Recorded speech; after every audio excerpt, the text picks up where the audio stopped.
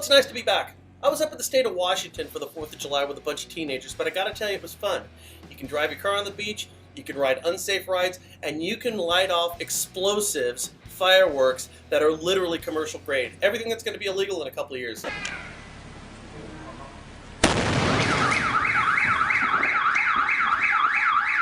I hope not. Anyways, on with the show. Cherry Creek Title in Denver closed last month. How come? Well, because mom and daughter Elizabeth Newell Williams and Michelle Hernandez allegedly decided to keep $600,000 of their clients' money from their escrow accounts. You know, it always amazes me. Not that people steal, but that people steal when the only outcome is getting caught. Now, what they were doing is transferring money from one account to cover another account where they kept the money, allegedly. At minimum, 30 transactions were derailed and over $600,000 was missing.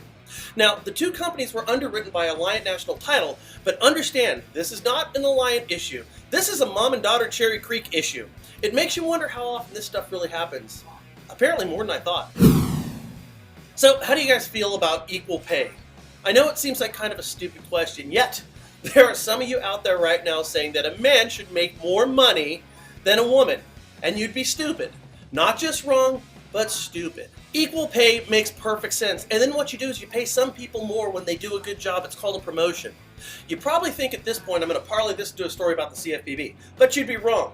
Check this out. Women, not men, but women are the primary borrowers on 32% of millennial mortgages right now. And of those 32%, 60% are single.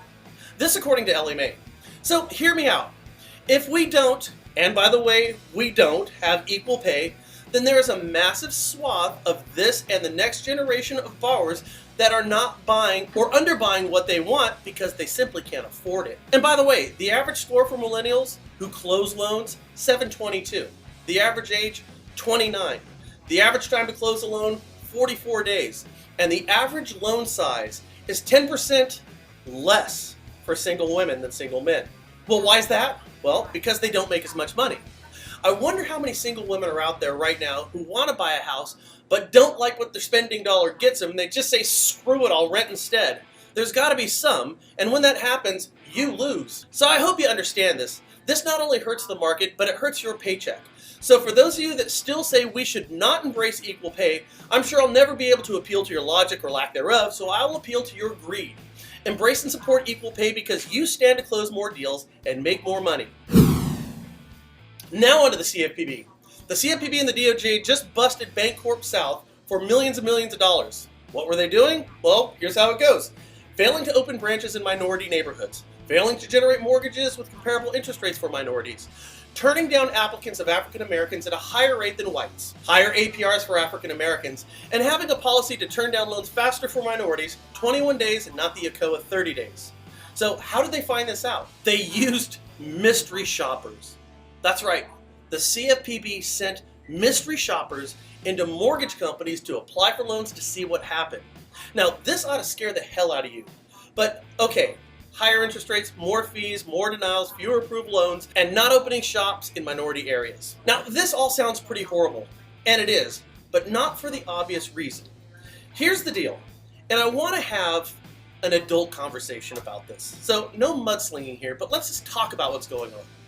According to the Board of Governors for the Federal Reserve System, as reported to Congress and all of the credit reporting agencies, and not me, African Americans and Hispanics have lower credit scores across the board than whites or Asian. Again, this is not me, and I wish it wasn't true, but that's just the facts. So if you have one group of people with lower average credit scores, you're going to have loan level price adjustments, more denials, and higher fees. Because that's just how lending works. If you don't like how lending works, then you need to factor race into pricing and qualifying. Here's your price, unless you're an African American or Hispanic, then things are going to change. Because if you don't, what we've learned from this case, and others just like it, and others soon to be, is that if a regional mortgage banking operation wants to stay out of harm's way with the CFPB, they'll have to subsidize loans for minorities. In fact, part of the consent order here is that African Americans who were denied loans can now reapply at a new subsidized lower interest rate. Those are their words, not mine. So for those of you who aren't lenders, I want you to understand this. With Fannie Mae and Freddie Mac, there's loan level price adjustments. So if you have lower credit scores or a higher loan to value, there are additional costs. Costs that can be charged up front as a fee or financed through the loan in the form of a higher interest rate. Lenders do not have the ability to waive those fees. They can absorb them, meaning pay for them, but they cannot waive them. So if you have an African American who has a lower credit score apply for a loan, there is a fee for that score. Not the person's ethnicity, but the person's credit score. And what we're seeing is that if a lender does not absorb that cost for a minority borrower, they might get busted. And the reason we bring this up, if you wonder why liquidity is down right now, it's fewer products with fewer lenders. If you wonder why that is, well, if you like what I say or not, if you agree or disagree with me or not, I'm telling you right now, the vast majority of lenders feel this way, and they have subsequently decided to scale down, not up, their operations. So with that said, I'll catch you guys on Monday. Still a little recovery to do from a wonderful 4th of July weekend that took way too long. If you're meeting us for the first time, make sure you subscribe up here and forward this on to anybody that you know in real estate or lending who might benefit from our daily show. Thanks a bunch.